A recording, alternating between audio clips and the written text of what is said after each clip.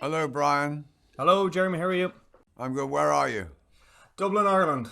Ah, About your Richard Boyd Barrett actually lives, I think, about 5 doors down from me. So, no. What address are you at? John Dillon Street in the Liberties. Ah, yes, Yeah. that's right. So his party colleague Brid Smith is my local TD. So yeah, Haha. there you go. Very Um, good. I wanted to start and ask. I mean, beyond I suppose the kind of the utilitarian aspect. I mean, do you actually have an interest in fashion or anything like that, or is it just merely just whatever you're whatever you wear? I suppose. Yes, it's really whatever I'm wearing. I mean, I admire good design in whether it be fashion or architecture or whatever, but I wouldn't say I have an overriding interest in fashion. In terms of this character, I mean, he kind of struck me as a very sort of a very kind of considered character and a very structured. I mean, do you find in your own, I suppose, in your performance, I mean, do you need to relate to a character in order to understand it, or is it simply enough for you to just read the script and play the role? No, I think you have to find an area where you can relate to the character and you have to, yeah, understand him or try to understand him. You have to be empathetic, uh, get inside someone else in order to play him because, you know, acting is being someone else. Yeah, of course. And so you have to understand and respect them for what they are and try and pull the quality that you feel they might have had out of yourself. Yeah. I mean, so in other words, you would need to find a quality in them or empathize with them in certain respects. Oh yeah, you have to empathize with them completely. Was there any specific aspect of him that you I either identified or empathized with beyond something specific? Well, the fact that he was backward looking. I mean, he was very honest. He had been a film actor as a young man, and not a very good one, uh, by his own judgment.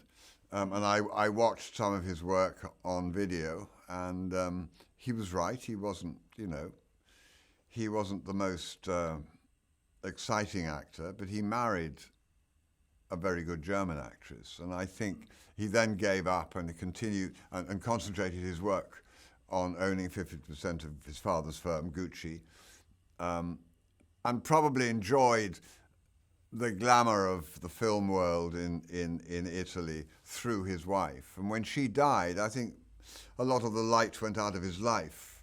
And really, the only connection to that more exciting past was his son. And indeed, we see him in the movie editing a film he was constantly trying to put together of his wife's work so he could enjoy spending an evening with her on the screen while he cut together this documentary. Um, but he was backward looking. He was very different from his brother Aldo, who had moved away to New York, was running Gucci in New York, a very flamboyant character who loved the high life. Uh, Rodolfo almost had become a hermit. The I know certain actors. I mean, they certainly find in terms of kind of getting into the character. I mean, for some actors it's accent, but I know for a good few actors it's when they put on the costume. And considering this is a film about a fashion house and what have you. I mean, did you find when you wore his clothes that you were closer to him, or was it getting the accent right that made you No, go? it all those aspects help. Getting the face as you want it, not copying because he didn't look very much like me, but he had a slight quality of that I tried to give him. But yeah, get the clothes right. Even though, strangely enough, in those days, uh, suits never hung as well as they do. They didn't have the fabrics, different sorts of fabrics, thicker fabrics in those days, lovely fabrics, but different from today. Um, so in a way, maybe I looked smarter than he looked. Although I wasn't wearing Gucci, I was just wearing clothes which made you believe they were Gucci. And indeed that helps. I mean, everything helps. Um, you draw sucker from how your shoes feel, what the weather's like, what the set is like, what you're wearing, how you're sounding, how other people are reacting to you. All that builds to being that other character, the character you're playing. I know one of your scene partners, Jared Leto. He's very much kind of convinced of method acting and, you know, living the role and that sort of thing. I'm just wondering what you kind of think of that, and I suppose what was he like to act alongside? Well, it's different. I mean, he decided to play behind a mask, and it was extraordinary because I knew his work. But when he came onto the set to play the scene, because I hadn't met him before, he'd only just arrived, I didn't recognize him.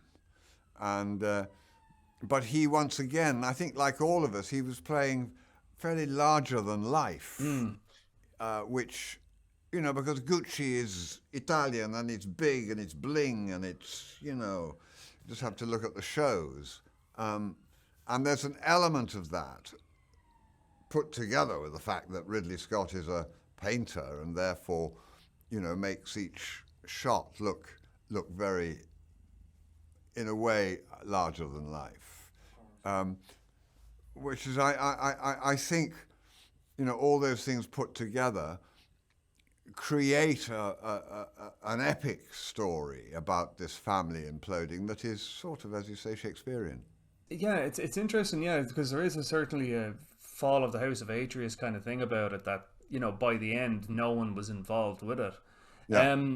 Would you correlate the character of Rodolfo with anything in kind of the canon? My canon. Yeah, I mean, just like Shakespeare, like, as in any characters you played previously, or any kind of character in theatrical kind of works that you'd connect into. No, I think offhand I can't think, but you know, our story is not that dissimilar as far as overreaching oneself to Macbeth. Yeah. You know, a happy family, a happy situation, and just going too far, and crumbling down. Yeah, well, I mean, certainly Lady Gaga was playing it with very much kind of Lady Macbeth kind of things. Yeah. So would that Yeah. put you then to, I suppose, King Duncan maybe, or no, not King Would Duncan. make me well, yeah, Duncan's murdered, but Yeah, yeah, Duncan maybe. maybe. Okay, I'm getting the wrap up, so I may leave it there. All right, it's very good talking to you. Give my love to John Dillon Street. I will, of course. Thanks, Jeremy. God bless. Don't miss.